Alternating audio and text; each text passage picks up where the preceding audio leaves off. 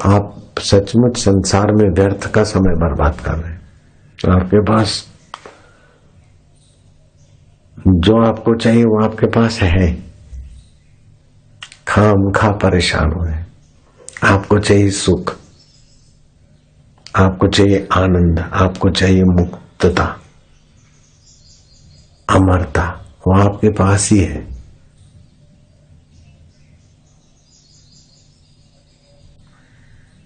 आपको जो चाहिए वो आपके पास है। जो शरीर को चाहिए वो बाहर थोड़ा बहुत है, लेकिन शरीर के लिए इतने आप बावरे मत बनो कि इसी के पीछे खप जाओ। गाड़ी के लिए पेट्रोल ही चाहिए, बस हो गया, डीजल मोबिल ऑयल, बस हवा पानी, और क्या। ड्राइवर खुद खाए नहीं और दिन भर गाड़ी के लिए करे तो ड्राइवर कब तक गाड़ी चलाएगा, पागल हो जाएगा। ऐसे ही अपन पागल हो रहे हैं संसार में। अपने लिए जो चाहिए आनंद माधुर्य, उधर नहीं जाते।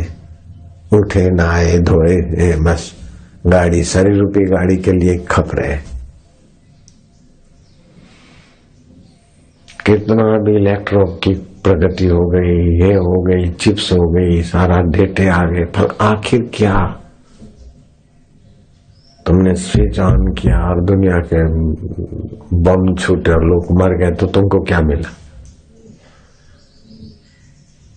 ये साइंस उल्टे रास्ते जा रहे हैं, दूसरे को दबोच के सुखी होने वाले नहीं। डिवाइड एंड रूल, वो लोग सुखी नहीं हुए, छटपटा के मरे। मूल में मांग सबकी है परम सुख की,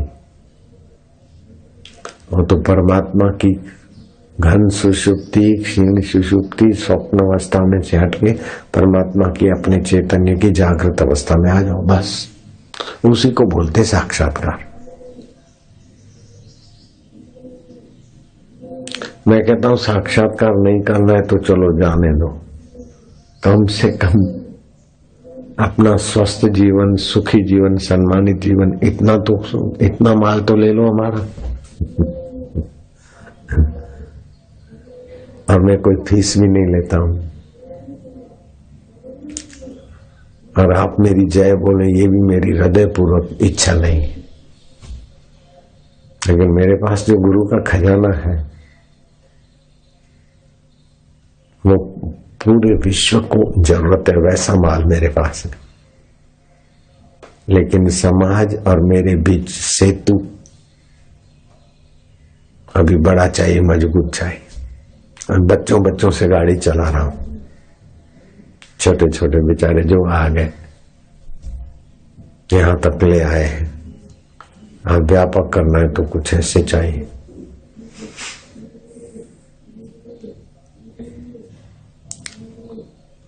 पूरे विश्व को स्वास्थ्य चाहिए, पूरे विश्व को प्रसन्नता चाहिए।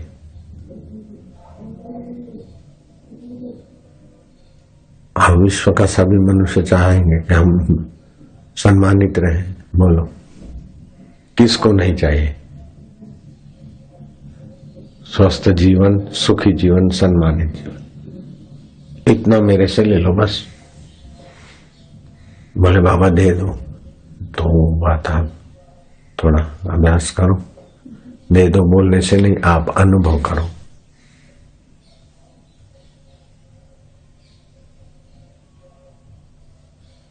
जब तक अंदर की तृप्ति नहीं मिलेगी तब तक बाहर आप विषय विकारों से, उधर से मन को रोकने में सक्षम नहीं रहेंगे।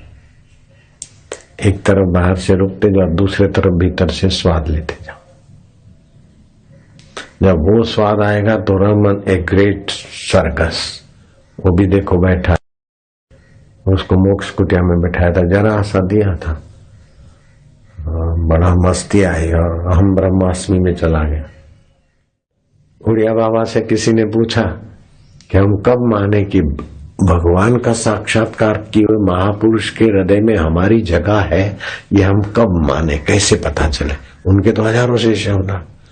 बोले जैसे अपने शरीर के साथ मच्छर आ गया तो पूछने बैठते क्या मैं चाटा मारूं कि नहीं मारूं, अपने को कैसा लगा देते। तो ऐसे बिना धड़क के तुमको डांटे फटकारे इज्जत बेच दी तो समझ लेना उन्होंने तुमको अपना मान लिया। बैठो जी, अपना मान लिया तो मतलब दे खबर है પોતાના માનેલા હોય એટલે એની ભૂલ अपने वाले की भूल फिर सहन नहीं होती।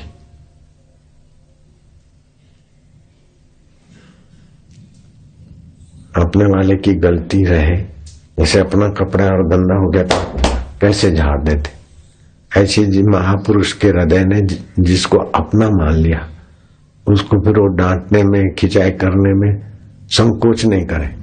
तो संत अगर संकोच नहीं करते हमारी घड़ाई में हमको डांटने में, तो समझ लो कि उनके हृदय में हमारी जगह हो गई। नहीं तो ज्ञानवान के साक्षात्कारी महापुरुष के हृदय में अपनी जगह बनाना ये कोई मजाक की बात है क्या। सुरेश थोड़ी बहुत गलती करता तो मैं इसको भी सुनाता हूं, ऐसी दे धड़ाधड़ सुनाता हूं। अभी चला जा। एक महात्मा तो बहुत कड़क सुना देते थे तो कुछ कच्ची पक्की गाली भी दे रहे थे। अखंडानंद सरस्वती जी यहाँ आए थे, अपने आश्रम इधर प्रवचन किया था उन्होंने उस महात्मा को कहा कि बाबा आप नाराज होते तो ऐसा व्यवहार करते, ऐसा सुना देते। अरे बोले गुरु दुनिया में न जाने किस किस की सुननी पड़ेगी, हमारे प्रति तुम्हारी श्रद्धा है, हमारी सुनकर तुम पचा लोगे तो दूसरों की द्वेषियों की भी सुनकर पचा लोगे, नहीं तो लोग तुमको कहां कहां हिला डुला देंगे। दुनिया में भी क्या क्या तुमको सुनना पड़ेगा। तो हमारे प्रति आस्था है तो हमारा सुनकर पचा लोगे तो और भी बच जाएगा। कितनी दूरदृष्टिता है महापुरुष। बोले दूसरा कोई कहे तो परवाह नहीं, लेकिन आप बोलते हो ना तो अच्छा नहीं लगता।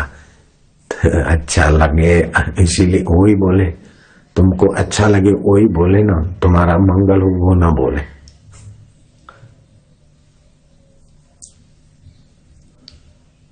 अब इन्होंने सोचा भी नहीं होगा कि सेवा करने जाऊंगा और उठ बैठ करनी पड़ेगी, और उठ बैठ के बाद इतनी शुद्धिकरण हो जाता है ये भी नहीं सोचा होगा। बोले बहुत आनंद आ रहा है,